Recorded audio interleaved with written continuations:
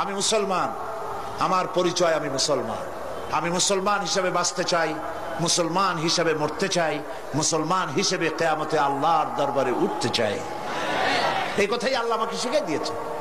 আল্লাহ পাক আমাকে শিখাচ্ছেন, কুল ইন্না সালাতি ওয়া নুসুকি ওয়া মাহইয়ায়া ওয়া মামাতি লিল্লাহি রাব্বিল আলামিন। বলো, আমার নামাজ, আমার কুরবানি, আমার হায়াত, আমার মওত সব কার জন্য? জোরে বলুন, আল্লাহর জন্য। সেই আল্লাহর জন্য চলতে হলে আল্লাহ রাসূলের অনুকরণ করতে হবে জীবনের সব ক্ষেত্রে।